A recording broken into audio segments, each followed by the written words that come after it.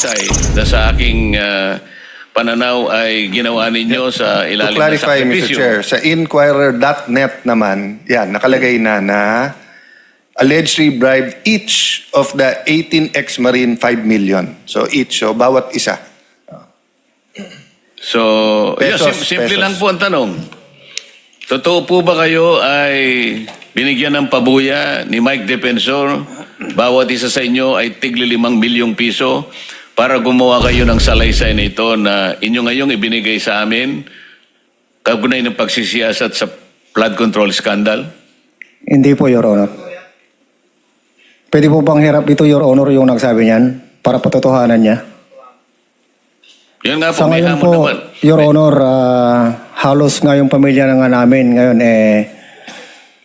yung kakapiranggot nga naipon namin, hanggang ngayon, yun po ang pinagkakasya namin. At yung pagkain po namin, nagkakaroon lang po kami ng, sa ngayon, nagkaroon po kami ng, yung mga kunting ipon,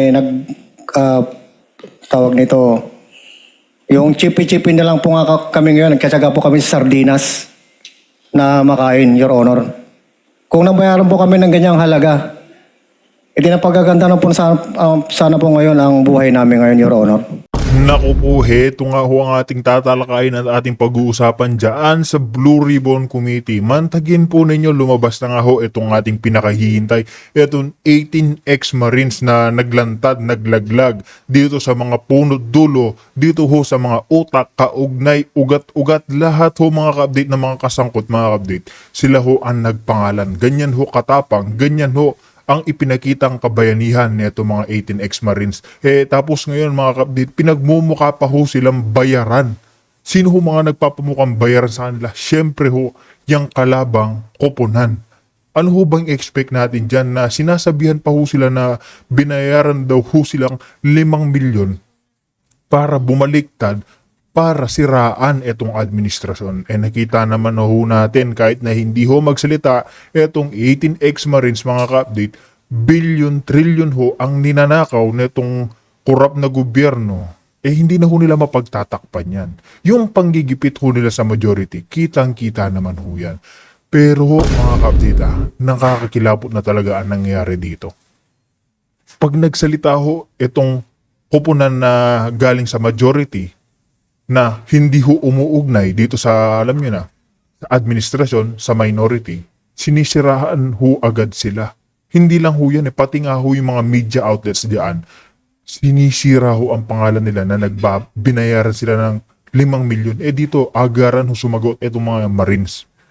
Na kung binayaran ho sila ng 5 milyon ni Kong Mike Defensor, marangya na daw sana ang kanilang buhay. Ang kaso mga ka-update, hindi naman ho, wala hong katotohanan. Lahat ho talaga mga kapatid gagawin ng administrasyon ito. Nakita niyo ho ba yung mga video kanina, yung mga kumalat, si Sen Robin, Sen Pia, tsaka yung mga 18 ex-Marines, ayaw hong papasukin ni John Vic. Diyan pa lamang ho mga kapatid, yung ayaw ho silang papasukin diyan sa Senado, talagang kinakabahan na ho yung administrasyon ito. Yung panggigipit ho talaga, gagawin na ho nila para ho hindi makapagsalita itong 18 ex-Marines. Tinulak pa ho itong si Senator Robin. Binastos pa ho nito si John Vic Remulla. Ganyan ho katindi.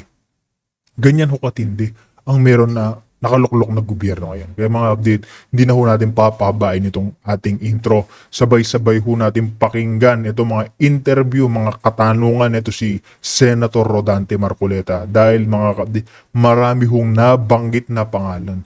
Marami hong mga pangalang yung mga tumatanggap ng mali-maleta dyan sa gobyerno. Mga congressman, pati nga ho yung pare, mga ka-update, pinangalanan.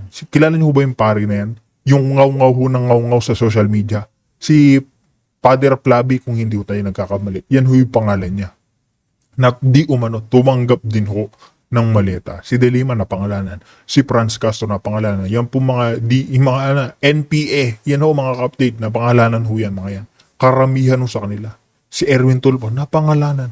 Marami ho sa kanila, kaya takot na ho sila diyan sa Blue Ribbon Committee. Kasi pangalanan na ho yung mga nabigyan ng maraming pera. Milyon ho ang usapin dito. Hindi ho barya. Kaya yung Blue Ribbon Committee na yan mga kablit, ayaw hong maumpisahan nino ng minority. Kasi nga mga ka-update, sigurado, halos ko sa kanila, nabigyan. Kahit nga si Tuta Soto Di ba? Na di umano na nadalhan daw ho nila ng 5 o 6 na maleta kung di tayo nagkakamali.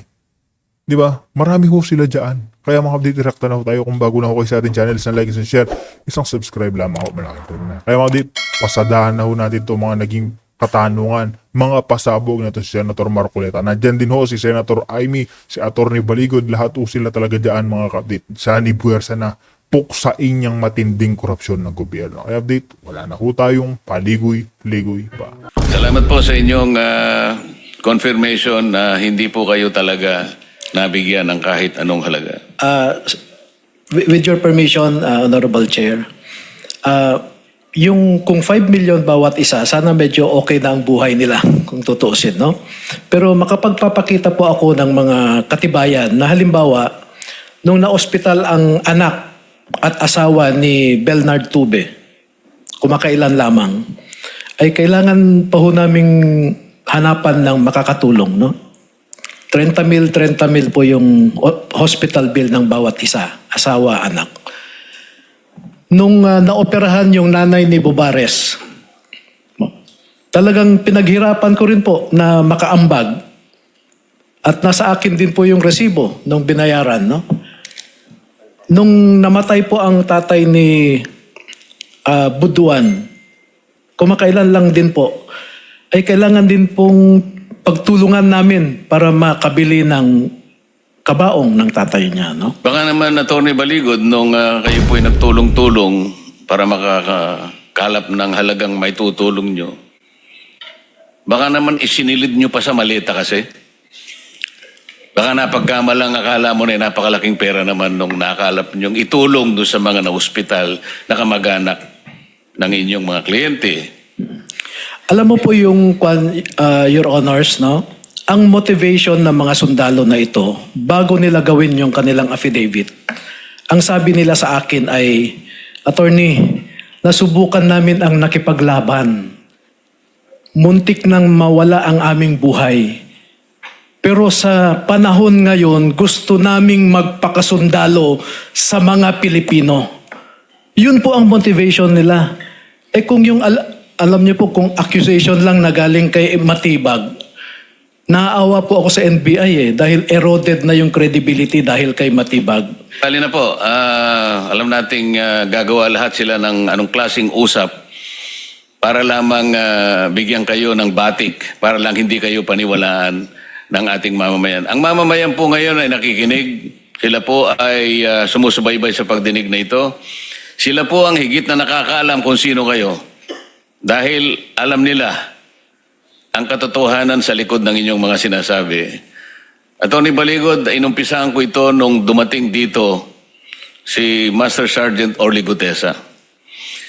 Pinagsisihan ko nga na naipresenta ko pa siya, hindi ko kasi alam na ganun ang gagawin sa kanya. Ang buong akala ko kasi, Atty. Baligod, ang isang taong katulad niya, talagang hindi ko siya kilala. Wala akong panahon noon nakausapin siya, kaya lang nagmakaawa siya na kung pwedeng makausap ko kayo. Ang sabi ko, mag-aalas 3 na. I can only spend at least 10 minutes. Kasi babalik ako, ayaw ko mag-absent dito. Nakita ko siya, may dala-dala siyang kasulatan. Binasa ko, sabi ko, mabigat ito, nakahanda ka bang i-testify ito? At ano naman ang motivation mo para gawin ito? Unang-una po kanya, ako po'y naliligalig na po ang aking kalooban dahil ito po palang trabaho namin. Nakikita namin sa pinag-uusapan po ninyo dyan sa Blue Ribbon Committee, ito po lang mga maletang ito ay puro pala pera po ng bayan pala ito na kung saan-saan lang napupunta, kaya gusto ko pong mag-testify. Alam mo ba kung kahihinatnan mo dito? Alam ko po, alang-alang na lang po sa bansa. Alang-alang na lang po sa pamilya ko at mga apo ko. Hindi pa rin ako naniwala ron eh. Parang added na lang na kumpiyansa. Ngay, panotaryo mo nga yan. Kasi talagang alam kong mabigat ang gagawin niya. Panotaryo mo nga yan. Pinanotaryo niya po. Nagkaroon pa ng problema, ginamit pang dahilan sa kanya yung notaryo. Walang kasalanan ng tao. Parang siya pang pinalitaw na nag-inventory. Para ba siya nakahanap ng notarial seal, nakahanap ng dry seal, at siya pang ganun po yung nangyari. Tinakot yung tao. Hindi namin malaman, mga ilang araw namin siyang hinahanap, wala ng contact. Palagay ko yung mga kayo ay na-contact nyo siya one way or the other, pero nawala na lang siyang parang bula. Bagamat yung kanyang salaysay, kagaya ngayon ay pinanumpaan niya. Pero kailangan pa niyang kailangan pa siyang usigin sa notaryo na wala na pong kinalaman dahil sumumpa na po siya sa harap namin eh. With or without the notary, pwede na yun eh. Pero ginamit pa yun na pantakot sa kanya. Kaya kayo po'y tatakutin din eh. Kaya na sinabi ngayon, di pa tayo natatapos dito, kayo'y nabigyan na ng 5 million pesos each. Ganyan po ang gagawin. Sino po ang gustong magsaysay ng kanyang personal na kaalaman tungkol sa pagdi-deliver ng pera? Yes, Your Honor. Good morning. I am Cruz Sanidado. Bali, isa rin sa rason na bakit kami lumabas dahil sa patutunayan namin yung mga statement or affidavit ni Master Sergeant Orly Gutesa. Ito, sir, hindi ito sundalo kami, sir. Hindi kami nagpapatukso sa mga pera. Gusto namin trabaho sana. Trabaho na kung saan mabuhay namin, ang pamilya namin para sa aming sariling sikap. So, ang nangyari kay Tap Orligit Ugotesa, kasi ako ang laging kasama, which is, pag may mga lakad, ako yung driver niya. Partner kami ni Orly Gutesa. Nalulungkot ako bakit ganun ang ginawa. Bakit, kung sino pa yung testigo, sino pa yung nagsasabi ng totoo, yun, bakit ganun tayo, sir? Nasamantala, hindi nila nare-realize yung buhay ng mga kababayan nating mahihirap. Lagi na lang naririnig, puro korupsyon. So yun ang rason, sir, na kahit walang bayad, kahit ano, willing kami magsakripisyo, mag-alay ng sarili namin para mabago tong kalakaran ng bansang Pilipinas, sir. Ito, sa mga media, andyan. Alam ko, dahil ako ay isang driver ng media coordinator ni Congressman Saldico at ni Speaker Romualdez, PR. Sa House of Representatives, media parking, si Mr. Robin Manahan ay hinahatiran namin ng paper bag. Si Mr. Ryan Pakpako, PR ng SOR din, doon din mismo sa media parking. At yung media parking na yun, minsan nag-aabang sila doon. Minsan kami nag-aantay din doon lang sa media parking, naka-paper bag. Minsan, nagmi-meeting doon sa bahay ni Ruben Manahan. Tapos, gabi kasi, sir, hindi ko na ma-identify kung anong number ng bahay. Basta malapit lang sa SOR din. Pero kung kaya mong puntahan. Kailangan ko puntahan, sir. Gagawin ko. At i-elaborate ko kung anong... Sige. Doon binibigyan one time ng isang bag. Isang bag na puno ng pera. Bakit ko alam na pera, sir? Dahil sinasabi ng PR na yan sa akin, PR ni Kung Saldi, na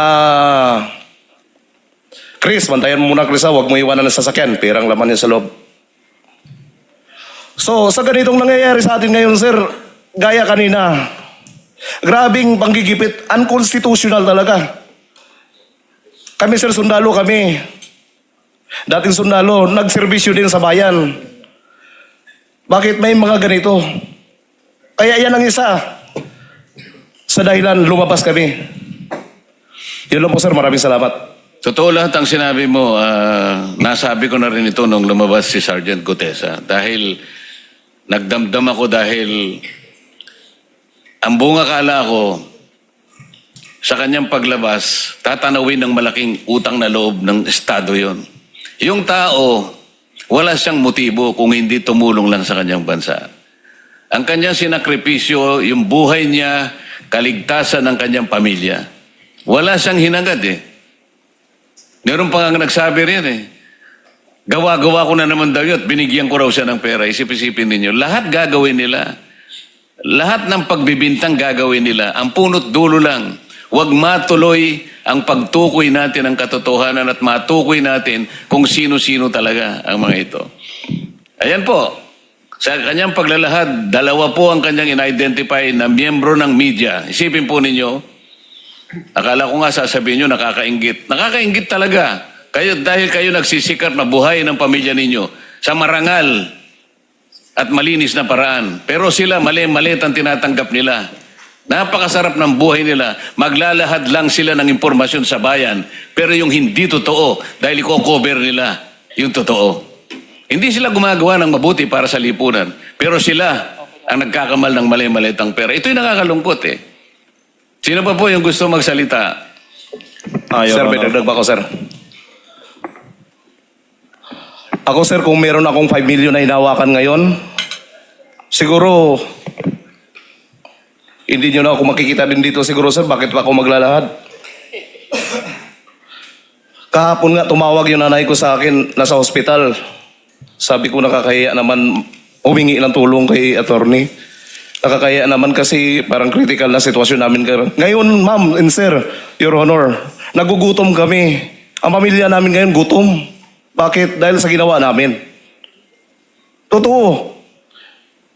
Kasi itong ginawa namin hindi ito pang sarili, para sa bayan ito. Kaya huwag niyong sabihin na tumanggap kami ng 5 milyon. Pagpalit yung dignidad namin bilang isang dating sundalo. Yun lang po, sir. Maraming salamat. Okay, yung pong gusto pang magsalita para makonfirma natin sa pamagitan ninyong individual na pagsasalaysay. Sige po.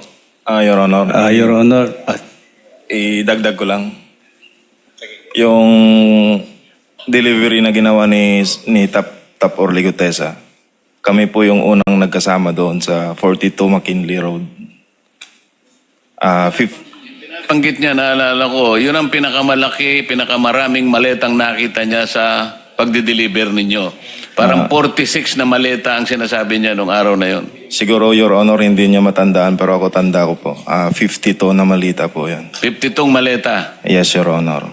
Kami po yung magkasama noon kasi parehas po kaming na same date po kami na hired. Then yung picture po sa affidavit po, ako po ang kumuha niyan. Yung nakuha po yung muka ni Tap Orly po. Yun lang po, Your Honor. Thank you. Sa pagsasalita ninyo, sabihin nyo rin, sa pagde-deliver nyo, sino ang tumanggap kasi kailangan po nating malaman. Sa hanggang pinto lang kami, Your Honor, mayroon pong tao po doon. Sila na po nagpapasok sa loob.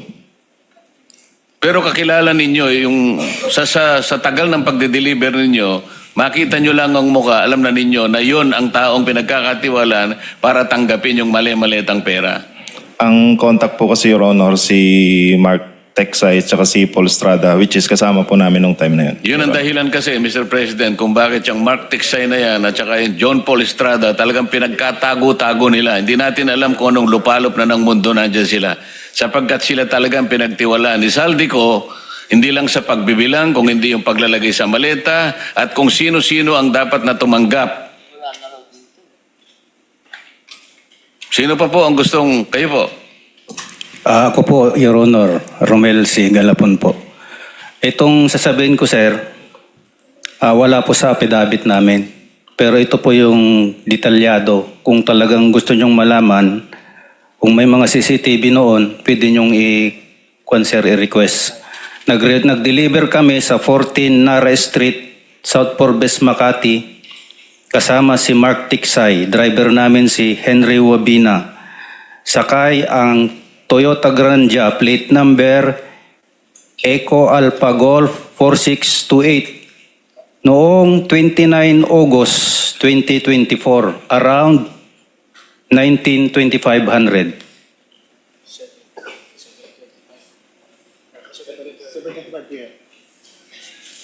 Pwede pong i-ikwan yun, sir, sa CCTV doon sa Anong diniliver ninyo? May photo pa ako dito na kinuha, sir. Pinicturean ko po yung dinideliver Hindi namin. po na nasama mga- yan dito sa inyong Wala naunang po, sir. Wala affidavit. po. Nasa akin po yung picture, sir. Okay. Ilang maleta ang diniliver ninyo? 5 to hanggang 6, sir. Kanino po na i-deliver? Sa bahay po ni Congressman, former Speaker Romualdez po. Sino pa po ang gustong mag-volunteer ng kanilang individual na karanasan? Sir, Staff Sergeant Walter Manalansan, Philippine Marines Retired. Nakapag-deliver po ako ng kasama ko po ito si katabi ko, si Rene Julian. Nakapag-deliver po kaming 26 maleta kay dating Speaker Romualdez sa bahay niya po dun sa 14 Nara Street po sa South Forbes. Actually, pagpasok pa lang po namin sa gate, 2 sasakyan po kami. Pagpasok pa doon, yung Forbes po may mga CCTV po yan sa gate. So kung i-request po yung pagpasok ng mga plate number na 2 van, makikita po doon. Nag-deliver po kami is July 14, 2025. Ayan po. Nakapag-deliver din po ako sa Aguado. Sa bahay din po niya doon sa Aguado sa Malacanang. 32 paper bag po yun. Ang ginamit namin pong sasakyan is plate number Innova Black 3374. Kasama ko po kabady ko rin po si Rene Julian at saka si Mark Tiksay. Ano po yan, mga April? Mga April po yan, 2025. Tsaka yung sinasabi po nilang nakatanggap kami ng 5 million. Hindi po totoo yun kasi ako po, nagkaroon po ng tumor yung kapatid ko. Actually, namatay po siya ngayon eh. Kanina, yung kapatid ko. Sorry po. Namatay po siya kanina.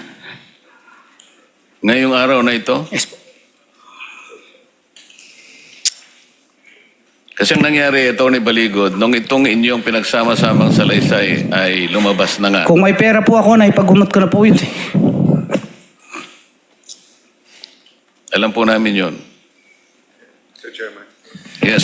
Let me express lang sa amin 13, 12 at sa committee, nakikiramay at we're so sad to hear the circumstance yung lahat. I mean, it happens to many Filipinos, but not at a time where you're risking your life at hindi nyo alam kung makukulong na kayo bukas, mapapatay kayo.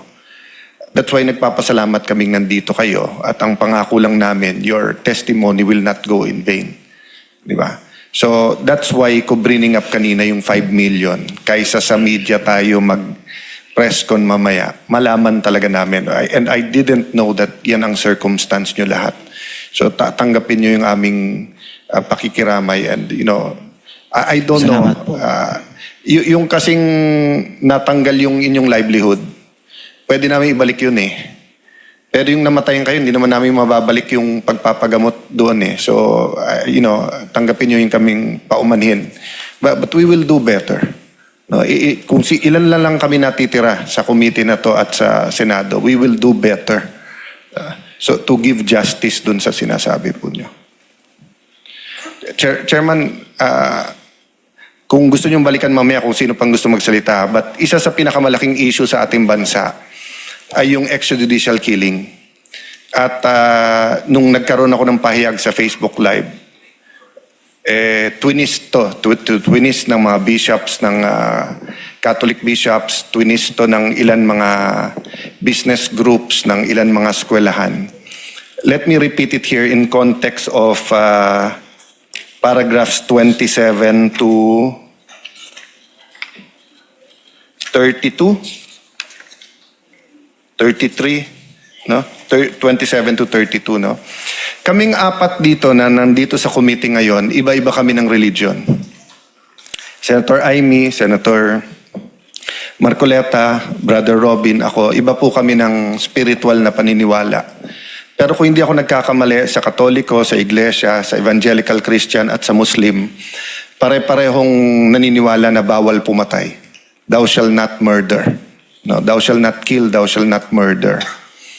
Ang pagkaintindi ko kasi, dahil kinausap ko si Senator Baton nung siya'y Chief PNP pa, at ang Pangulo nung tinanggap ko yung posisyon na Foreign Secretary, trabaho ko ipaliwanag sa buong mundo yung war on drugs. So ang pagkaintindi ko, at ito'y na-clarify ko sa Pangulo, na-clarify ko kay Senator Bato, yung lengguwahe kasi na naiintindihan ng mga pusher at mga kriminal ay yung lengguwaheng hindi namin kayo atrasan. Gusto niyong patayan, patayan tayo. Tumigil kayo, kung hindi, lilinising namin kayo. Pero ang pagkaintindi ko is that the police, the PNP, and alagad ng batas, they will follow the Constitution, the laws, and protocols. Meaning, ang ibig sabihin na papatayin kayo is kung may enkwentro at lumaban sila, naglabas sila ng deadly weapon, pwede mo i-engage. And if paulit-ulit ang dati nating Pangulong Duterte, if your life is in danger, alangan naman ikaw ang alagad ng batas, edi suicide mission yun kung sasabihin mong may baril na yung kalaban mo o sabog at kung ano-anong ginagawa, no? You know, in Europe, dahil mas cocaine, morphine, kung ano-anong droga ay yung mga mahal na mga ano tawag dito sa mga luxury drugs, no? Hindi nagkokos yan ng paranoia at saka ng mga what's that word yung hallucinations na yan ang problema sa shabu. Sa aming nga distrito nangyari, anak ng mayor, buti yung anak okay na. But nabaril niya yung sarili niyang tatay, buti hindi na tamaan. Kasi ang sabi, nung sabog siya, ang nakita niya, demonyo. Hindi niya nakita yung tatay niya. Because the effects of shabu is different to different people, pero it causes that. San ka makakita na ire-rape 2-year-old, 4-year-old, 7-year-old? No?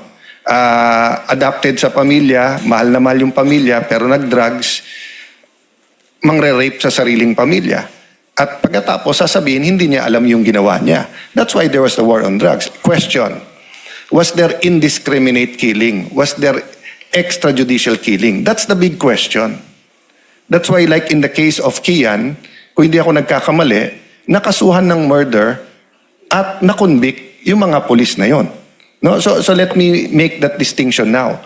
It is different if you have a policy to kill them all.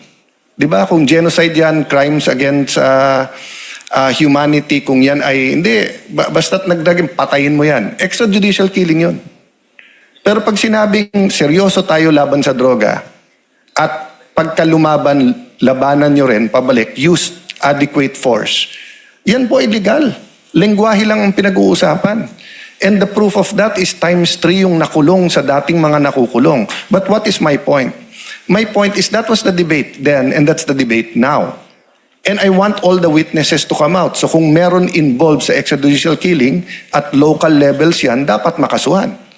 If it was a state policy, then mananagot po ang ating dating Pangulo si Senator Bato. But if it wasn't a state policy at meron pa ilan-ilan, whether yan ay pusher to pusher, sindikato to sindikato, tandaan nyo po may mga general sa sindikato.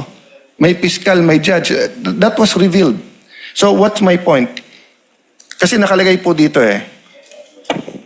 ang ICC group ay palaging pumupunta sa Midas Hotel sa Pasay 2024, Holiday Inn at Holiday Inn Makati 2025. Kung saan dun sila kinakausap ni interview ng mga tao na pinapakontak sa akin, Bernard Tube, no?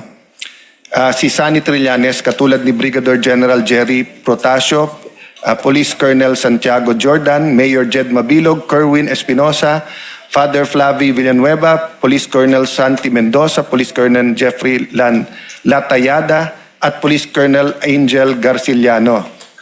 Pumunta rin sila sa bahay kalingan ni Father Flavi Villanueva para makausap ang mga pamilya ng mga biktima di umano ng EJK at National Bilibid Prison sa Muntinlupa para kausapin ang di umano pumatay kay Kian de los Santos na dating mga pulis. May picture dito. Walang problema sa testimony na yan. I mean, if any congressman, including Zaldico, the former speaker, anyone wants to get to the bottom of truth, former Senator Trillanes, kung gusto niyang may access ang mga taga-ICC. Ang problema lang naman ko noon, nagsinungaling kasi yung gobyerno na hindi sila nagko-cooperate. Ba't halimbawa, inamin nila nagko-cooperate sila? Wala rin naman problema We all want to know the truth. I want to know the truth. Was EJK a state policy? Or was it certain groups and was the intention talaga ni former President Duterte linisin? Ang problema, pag sinundan mo yung paragraph 28, 29, 30 hanggang 37, bukod sa mga meeting sa bahay ng dating DOJ Secretary Boring Remulla, bukod sa meeting, ito sa 29, no?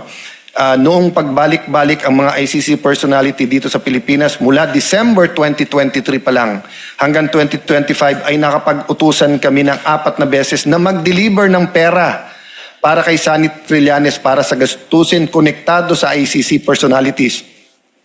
I won't continue reading because I want to hear it from you. Kasi iba po yung tinutulungan mo na ma-interview. So halimbawa po, may kailangan sumundo sa airport, kailangan kumain, kailangan makapasok sa bilibid. At iba yung mali-maleta. Kasi mali-maleta implies bribery.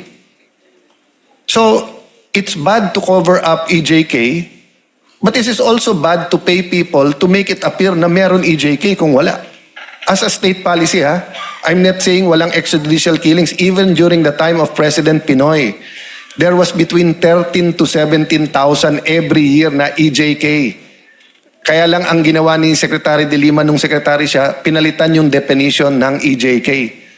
Kaya lumabas ganun karaming patay pero hindi EJK. So, please elaborate on this.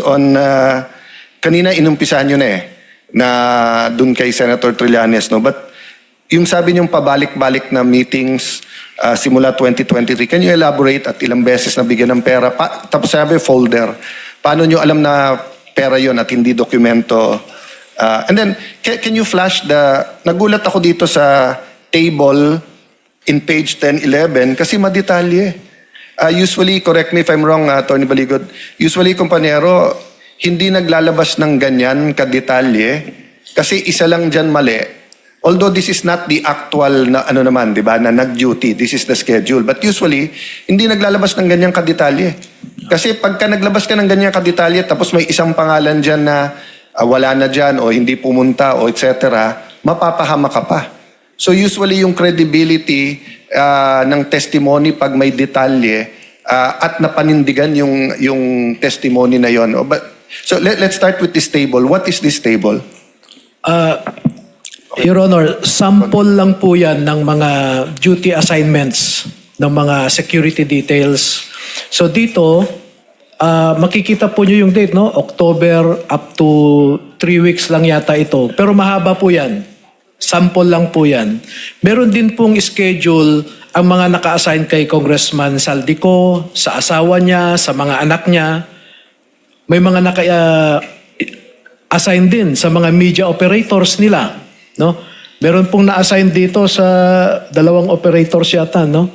So ito lang po, sample lang po yan, Senator. So hindi pala to parang may sumundo, talagang binantayan yung mga foreigner na allegedly taga-ICC. Can we start with that, yung sinabi nyo kanina, as much as possible details and names, no? Alang-alang sa ating mga kapatid na media, as I said, ayoko sabihin marami, let's also protect them. They're doing a indispensable job in our country. Pag walang media, we will have a dictatorship. So, alang-alang din sa mga nagsasakripisyong media katulad ninyo. Yung mga operators na yon, kung mababanggit nyo, banggitin nyo. Para mahiya naman sila kung totoo talaga. No? But details matter. So, ilan meetings yon, saan? Personal knowledge only, please. Sergeant Tube, you want ICC? Sa ICC muna tayo. Yes po, sir. Dumating yung IC, sir, December 2023. Si Mark po yung nag-handle ng 1 month po siya. Bali, assistant po siya ng ICC. Bali, siya po yung direct contact from Senator Trillanes, din si Mark po. Then binigay ni Mark po sa akin yung assistant is 2 weeks na po sila. Bumalik po sila ng October 2024. November to October, ma'am, sir. Then, Ang direct contact ko po sa mga schedule ng meeting is si Senator Trillanes po na binigay ni Mark sa akin. Kasi siya po yung previous na na-contact din kay Senator Trillanes. Isti po yung code name niya dito po, sir. Siya po yung nagbabato ng mga meeting sa hotel, Sample Holiday Inn, na evening meeting po sa ICC. Good for 1 month. 1 month po yan, sir. After po noon, ihatid naman po natin sila sa airport. After that, mag-aantay naman po kami ng schedule na dadating ulit sila. Then kami ulit yung magsusundo sa kanila na may contact doon po sa may immigration po, sir. For the record, kailangan malaman mo na yung binabanggit mong pagdating at parot parito ng ICC ay consistent sa record ng immigration. Kaya naniniwala kami na yung inyong salaysay may bahid ng katotohanan talaga. Kasi ito lang, kapapakita lang ni Senator Amy kasi nakakonekta kami siya para malaman namin, isa-isa naming tinitingnan kung lahat ng sinasabi ninyo ay consistent sa mga naganap na pangyayari. Yeah. So Chairman, to continue, di ba? As I said, no, take out the issue of cooperation or not cooperation ng Pilipinas sa ICC. Walang masama sa investigasyon eh. Kung pupunta dito yung mga foreigner para malaman kung may human rights violation, actually, despite the rhetoric of President Duterte, I invited human rights groups to come to the Philippines. I had the opportunity to meet with the late, great Senator McCain, and he asked kung pwede. May mga pangalan lang ako sinabing we dissuade because political yan. Yung foreign minister ng Iceland, binabanatan tayo, nagulat. Iceland, no? O Greenland? Sarah. Iceland. Nagulat siya, humingi ako ng bilateral meeting. Inimbita ko siya. Sabi ko, wag ka sa media at sa rhetoric, pumunta ka ng Pilipinas. Sabi niya, no, your president banned us. No, sabi ko, I will personally escort you. So hindi issue sa akin yung investigasyon. Issue sa akin kung may bayaran sa investigasyon. So can you talk a little bit about yung... So anong dineliver dito? Maleta, pera, kanino dineliver? Ano yung sinabi niya para saan yung pera na yon? Pangkain lang ba o pang gasolina yon or what? No? Oh. Kanina inumpisahan nyo na di ba? Your Honor, yung sa ibang team po yung nag-deliver ng pera. Sa amin po, nag-assist lang po kami nung ICC. I think po, yung ICC, nabigay na po siguro yung dapat ibigay sa kanila nung nag-serve po kami sa kanila. Pero kanina may nagsabi no, na meron kay Senator Trillanes. Remember? Yes. Tama po ba? Meron po, sir. Bali, go ahead po. Go ahead ako po, sir. Nakapag-deliver po ako kay Senator Trillanes sa 86 Security Ojeda... Ay, sorry, sir. Sa 86 Security Ojeda Street sa Quezon City. Kumbaga, ano nang Magdalo yun? Headquarters po ng Magdalo yun, sir. Anong dala mo ulit nun? Yung una ko pong dineliver doon, paper bag na malaki, siguro nasa 5 to 10 m yung laman nun po, sir. Ako rin po mismo yung nagbuhat noon. And then pangalawa? Tapos yung pangalawa po, 6 na po na maleta. Okay. 6 na po? 6 piraso. 6 na po. Okay. 6 na. 6 piraso na maleta po. Maliit, medium, or... Halo-halo po, sir. So, 2 beses. 2 beses. Tapos, Sir Tube, so ang sabi mo naman kanina, ang personal knowledge yun naman yung pagpapalit naman sa dolyar. Yes, Your Honor. Na dineliver din kay... Binigay po namin kay dating speaker po yung dollar. But ang sabi niya, or sino nagsabi na para kay Senator Trillanes or sa ICC din yan? Na ano lang po namin, Your Honor, kasi before po dumating yung ICC, 2 weeks before po na dumating yung foreigner or ICC, yun po yung papapalit namin ng dollar po. Okay.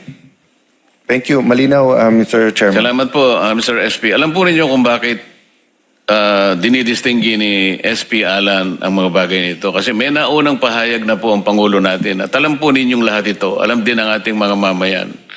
Ang una niyang sinabi tungkol dyan sa ICC in relation to their intention to get the former president.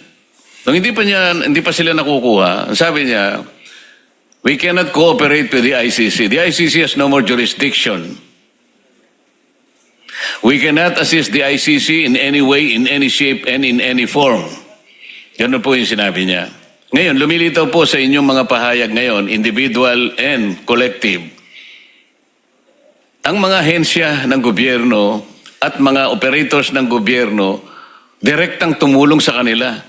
Hindi lamang sa pagbibigay ng kanilang tirahan, pagbibigay sa kanila ng mga taong kakasangkapanin kung sinong kakausapin, meron pa silang driver, meron pa silang security na kagaya ng ginawa ninyo. Ito'y kahayagan lamang na hindi totoo yung naunang pasabi na hindi nakikipag-cooperate ang pamahalaan sa ICC.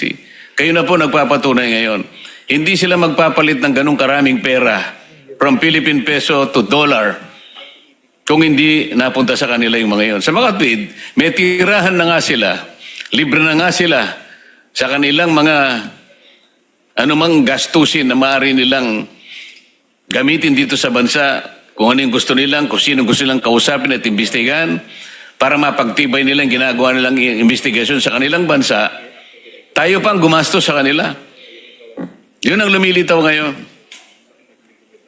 So, kung ginamitan sila ng pera, paano natin masasabi na ang investigasyon na ginawa nila ay sang-ayon sa batayan nila? Na dapat sana silang humanap at hindi sila ang tinulungan pa na humanap. At ang humanap pa ay mga kilala ninyong tao na kalaban pa ng dating Pangulong Duterte. So, malinaw po na wala talagang objectiveness kung ang pag-uusapan ay yung pag-uusig sa dating Pangulo. Ito ngayon ang iniahayag sa ilang bahagi po ng inyong pagtestigo ngayon. Balikan po natin yung 14 Nara Street. I was sa ICC lang. Mr. Chairman, just last point sa ICC. Nakalagay kasi sa Article 127 ng Rome Statute, a state may, by written notification addressed to the Secretary General of the United Nations, withdraw from this statute. The withdrawal shall take effect 1 year after the date of receipt of notification unless the notification specifies a later day. So 2018 tayo, kung hindi ako nagkakamali, umalis. 2019? Okay. Nag-withdraw tayo 2018, nag-take effect 2019. I was Secretary of Foreign Affairs.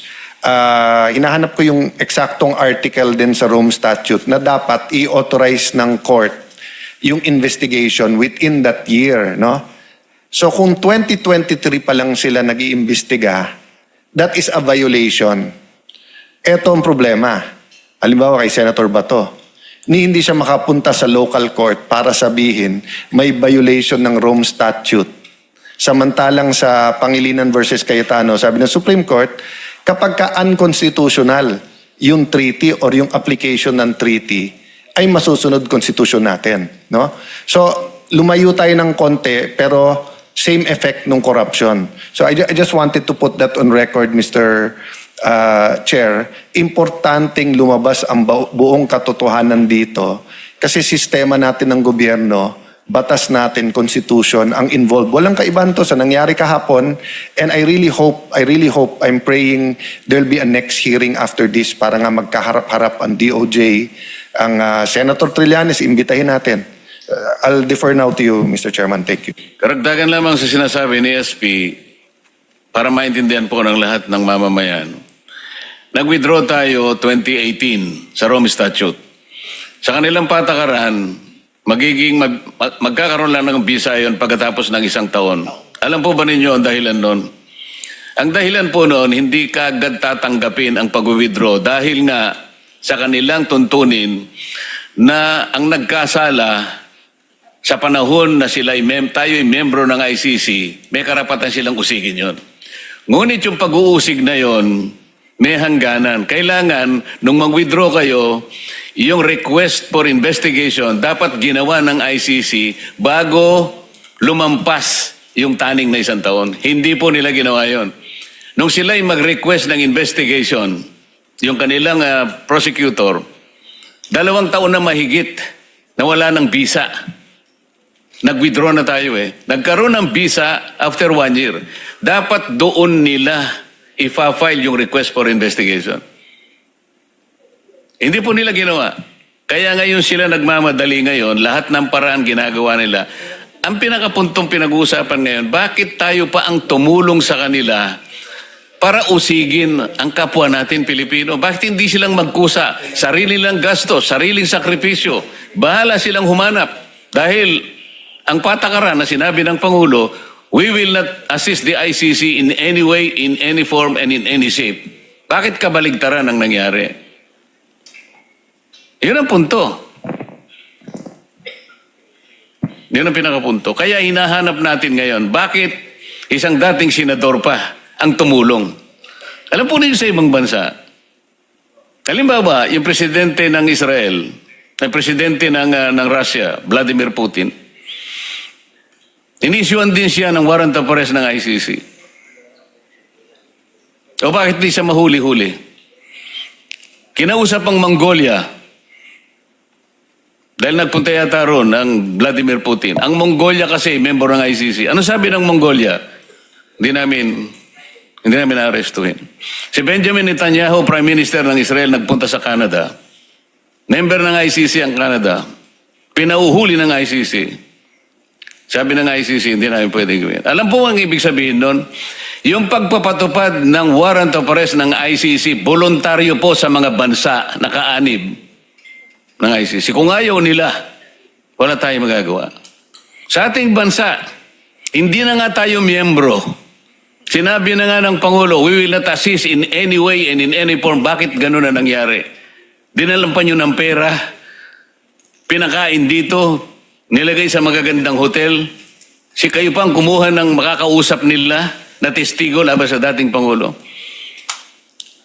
Sino nagkanulo ngayon sa ating Pangulo? Sarili nating bansa, sarili nating kababayan. Sa ibang bansa hindi nangyayari. Pumunta ka sa Russia, sabi ni Vladimir Putin, kung hindi kita uhulihin. Gumawa sila ng kautusan.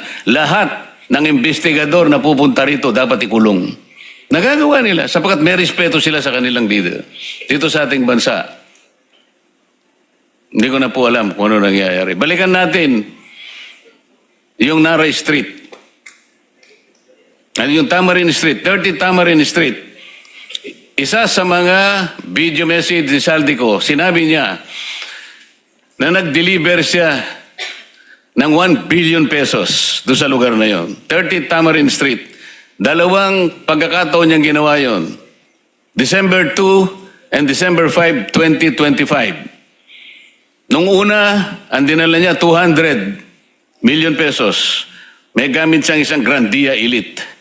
Ang tumanggap si Yusek Jojo Guadis, kasama ng kanyang gwardiya na noong araw na yon ay naka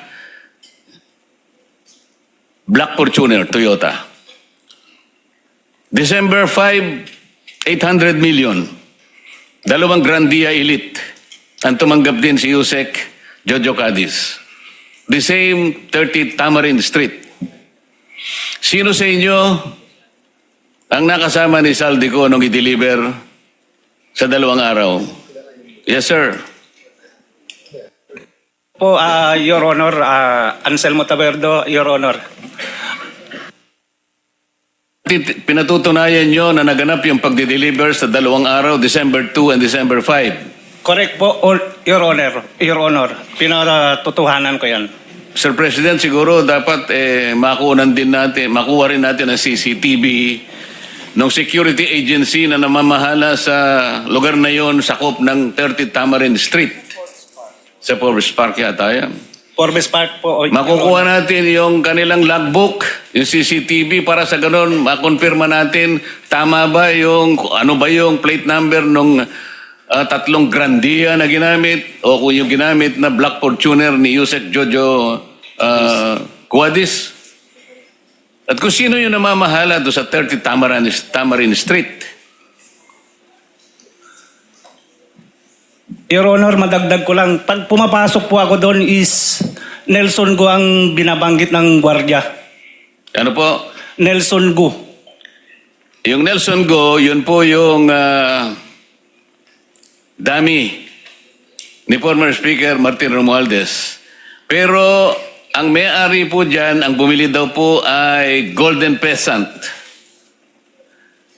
At kinakailangan din po sa isang pagdinig natin ay tawagan din si Attorney Jose Raulito E. Paras.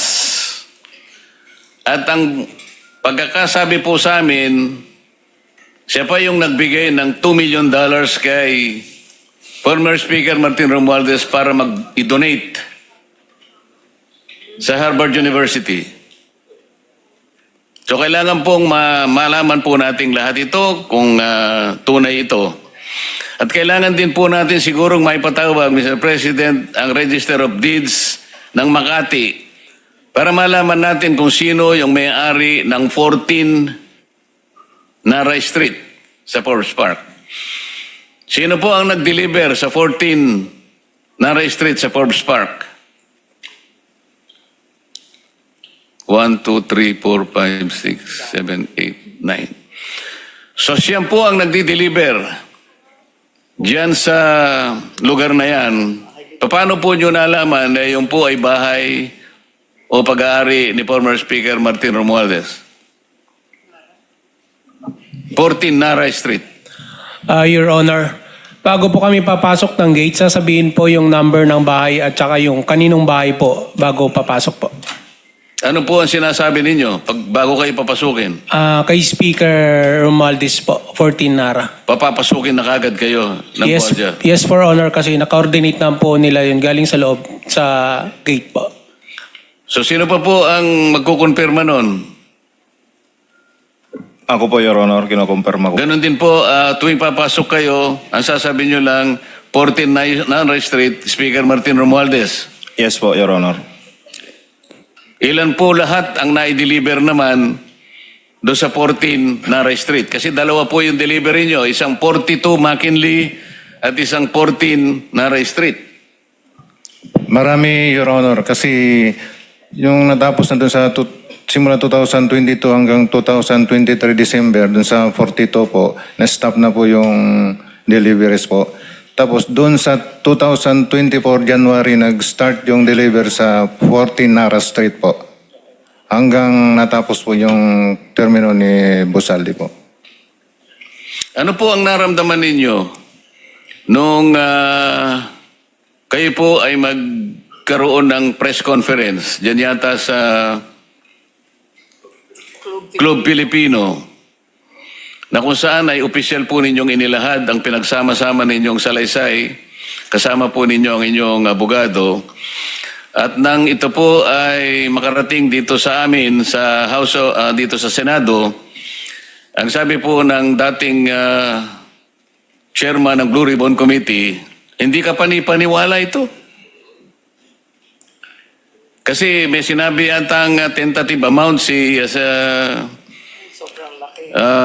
Attorney Baligod. Attorney Baligod, ano ba yung estimate mo bang nasabi noon? At yan ang kanyang ginawang dahilan para sabihin niya na sa kanyang calculation, gumamit yata siya ng differential calculus o kung ano man, ano? Ang nabanggit ko po noon ay 805 billion at ang binasehan... At yun ay kanyang pinagdudahan. Alam mo ba kung anong kanyang naging batayan kung bakit hindi ka panipaniwala ang inyong salaysay direkta dun sa pagkakasabi ni Atty. Baligod na 805 billion. Baka naman yung iba pinaniwalaan niya pero hindi talaga siya makapaniwala kahit anong gawin niya. Imposible kanya na itong mga taong ito na 18 sa kanila hindi kakayanin ng ganito lang karaming tao para i-deliver mo ang ganitong kalaking halaga. At nagkwenta nga siya at nag-privilege speech nga siya dito rin sa bulwagang ito. Atty. Baligod, sinabi niya sa iyo na hindi ka panipaniwala. Dalawa po kasi yung assumptions ni Senator Lacson. Kaya siya nagsabi na hindi ka panipaniwala. Ang una po kasi ay, ang assumption niya, ang pera ay galing lamang sa flood control projects anomaly. Second, na assumption ay physically binibilang kada piraso yung pera. So, time and motion, imposible nga po yung 805 billion from September 2022 to early part of 2025. Tama naman siya pag binibilang yun. Mabubulag ka talaga. Oo. Pero ang pagbilang po ay per bundle na by the million, no? 1 million per bundle. Oo, tapos sinisilid sa maleta, meron pong marker sila kung ilan ang nilalaman ng bawat maleta. Kaya makikita po nyo sa picture, merong 6, etc. Pero ang committee ngayon ng mental picture. Kanina may nagsabi na sa atin na palagay ko minonota na ng ating mga staff dito. Sa bawat linggo, 3 beses kayong nagdi-deliver. At ang bawat delivery ay hindi kukulangin sa 20 na maleta. At ito'y ginawa nyo sa halos from 2022, 23, 24, 25. At ang maleta ay 3 klase. Isang maliit, isang hindi masyadong malaki, at isang malaki. Pagsama-samahin natin lahat ang mga factors na yan, pwede mo bang i-calculate kung tama o hindi yung nauna mong sinabi na hindi mo naman ata sinigurong ganun na ganun? Okay po, kung 3 to 4 times a week ang sabi nila, 3 beses kanyo na lang. At wag na nating i-consider na large, no? Mag-average tayo, medium na lang. Kunin mo yung range niya. O sige, mga 30 million na lang po kada bag, kada maleta. So sa isang linggo, Maliit naman yun kasi magsimula ka sa 20, merong hanggang 60 Oo. So, So, 20 40. plus 60 divided by 2, yun ang range mo. opo. So kung 40 million kada maleta, minimum of 20 na maletas kada delivery, so 60 na maleta kada linggo, sa tig ko 40, ay kuwan na po yun, 240 million na po yata yun, tama? Mahina po ako sa math, kaya nag-abogado ako. 2.4 B, opo.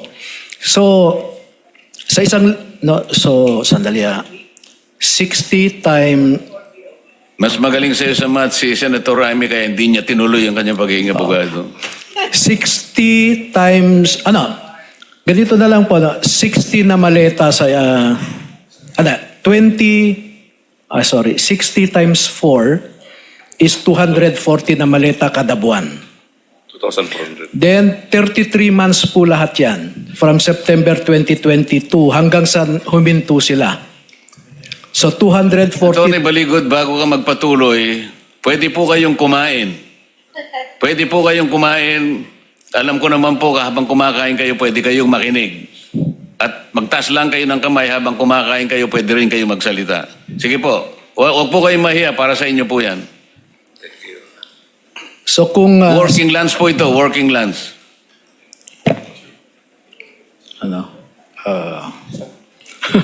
Wala ako Okay, 20 na maleta times 3 sa isang linggo, 60 na maleta po yan. Then,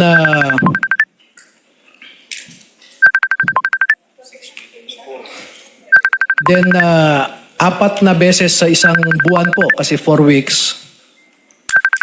So, 240 po na maleta sa isang buwan, times 33 months po yan. Then, palagay na lang po natin na 40 million ang isa.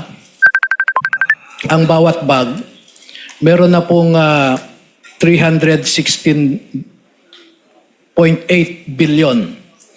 Pero sa kwan lang po yon, sa Forbes Park lang.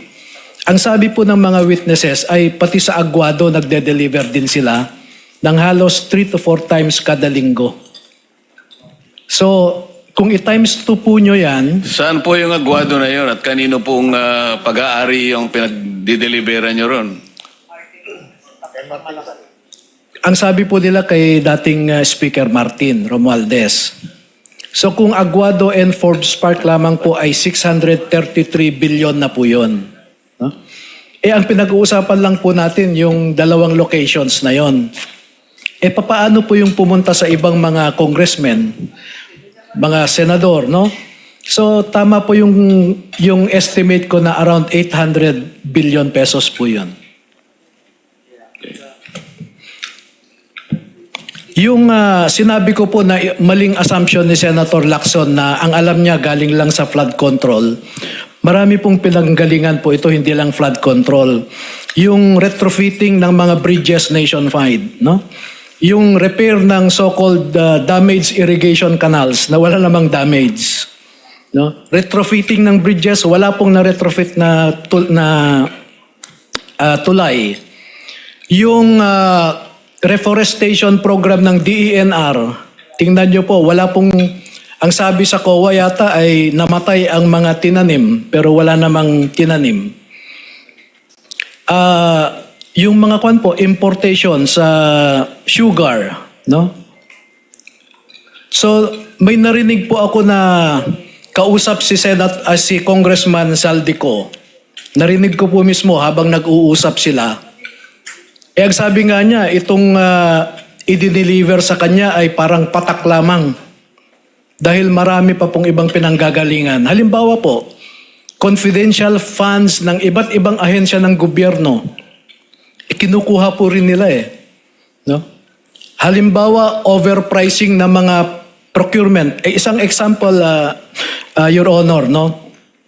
Department of Justice, historical confidential fund ng departamento na yan ay around 300 million lang.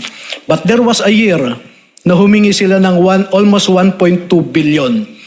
Ang rason, bibili daw ng surveillance equipment to monitor drug lords. Ang balita ko po, wala yatang nabili. At kung meron man po, yung 1.2 billion na price ng equipment, that's 4-5 times overpriced. Kasi sa ngayon, 250 million, you will get a very good surveillance equipment. Familiar po ako dyan dahil na-involve ako sa company that manufactures certain equipment of that nature. Ito pong inyong pinagsama-samang salaysay, punong-puno po ng mga litrato. May mga sasakyan po ito, may mga helicopters, at ang maleta po ay iba't ibang kulay at iba't ibang laki na nakasalansan.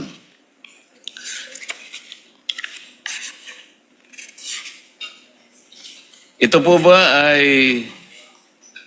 nilagay nyo rito para ipakita nyo kung gaano kalawak, gaano karami ang perang na i-deliver sa mga taong binanggit nyo sa inyong salaysay? Actually, sample lang po ng mga pictures and videos po, Your Honor. Ibig po ba nyo sabihin, meron pa kayong ibang mga litrato na maaring ipagkaloob sa pagdinig para sa ganun ay lalo nating madetalye, mapatibayan na ang gawaing ito po na talagang kasuklam-suklam ay naganap at kailangan po nating tukuyin na mabuti kung sino po lahat at paano nangyari po ang lahat ng bagay na ito. Isusumite po namin lahat ng pictures and videos sa committee po ninyo at maaari rin po ninyong ipa-subject ang mga ito sa forensic examination para makita kung AI o hindi kasi maraming alegasyon na AI lang daw po ang hawak namin. No? So handa po kaming makikooperate, ibigay po namin lahat sa inyo, pati yung mga computer equipment na gamit kung saan naka-store ang mga video and pictures po na yan. At saka ang pinaka-importante po rito, yung sinasabi niyong chat na kung saan ay yung communication, yung exchange ninyo doon sa principal ay isa pong mabuting katibayan na yung pagdi-deliver na papatibayan po Nabibigyan ng batayan ng bawat pagdi-deliver dahil nagkakaroon po ng confirmation sa bawat delivery. Apo. Meron pong na-store sila ng mga screenshots ng conversations, pero nung pumutok po itong issue ng flood control, ay tinanggal po sila sa chat group. Pero I think the committee has enough authority and power para po makuha ang data na yan sa communication platform na ginamit nila which was Viber po. Pwede pong mahingi ng committee po ninyo. We'll take note of that, Attorney Baligod. Pwede na yung pictures, no, ng Ilocos. So lahat ng iba pang mga litrato o kaya mga bidyong hawak ninyo na makakatulong magbigay ng detalye, maliban pa sa mga individual na karagdagan pong mga salaysay na gusto po ninyong gawin, ay malaya po ninyong may pagkakaloob para sa ganun pagsama-samahin natin at titingnan natin kung lahat ng mga gagawin pa ninyong pagdidetalye ay bubuo ng isang larawang katulad po ng inyong nauna nang isinabmit sa ating komite.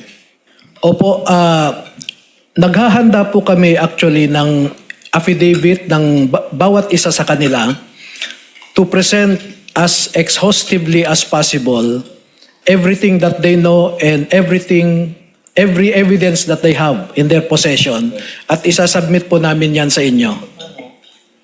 Handa na raw sila magpakita ng picture ng Ilocos. O Ilocos Delivery. Ikaw magano. Mukhang naibigay na ni Attorney Baligod yung pictures yata na nakuha nila dun sa Ilocos na inaabangan natin kanina. Pwede kayang ipakita lang sa body? Please identify sino nakakuha nitong picture na to, saan at sino-sino yan. Your Honor, ako po yan, Your Honor. Ang kumuha ng picture po si Kong Saldi po kasi tatlo lang po kami nandyan po eh. Ito kinuha sa bahay sa Ilocos, no? Yes sa tabing dagat. Ang tanong ko lang, kailan kinuha yan? Same po pagdating namin. Akala ko 2022 po. Akala ko dumating kayo nung gabi. Hapon na po, ma'am. Hapon na. Hapon na yan. po. Tapos, tuloy-tuloy kayo natulog. Yes po. Kinabukasan na po kami bumalik na Manila. Kinabukasan kayo lumipad. Pero may dala kayong mga maleta. Iniwanan ninyo doon? Yes po, Your Honor. Kanino po? Diyan po sa bahay po, ang nag-receive po ma'am si Kong Sandro na po eh. Hindi ko pa alam kung kanino niya po. Okay. Okay. May ikalawang picture yata. Ito yata hindi nasa Ilocos. Sino to? Ako din po yun, Your Honor. Saan yan? Hindi po yan sa Ilocos. Wala nga. Sa Manila po, hindi ko alam kung saan po na area po yan. Okay, so pagtitipon lang yan? Walang delivery dyan? Wala po. Okay. Bakit kayo nandun? Invitation po kay Kong Saldi nun po, ni Presidente po. Okay. Dati may mga picture din sa loob ng eroplano. Parang may nakita ako dati na nasa social media pero kung mahanap lang ninyo lahat sana ng picture, isumitin na rin ninyo kay Chairman.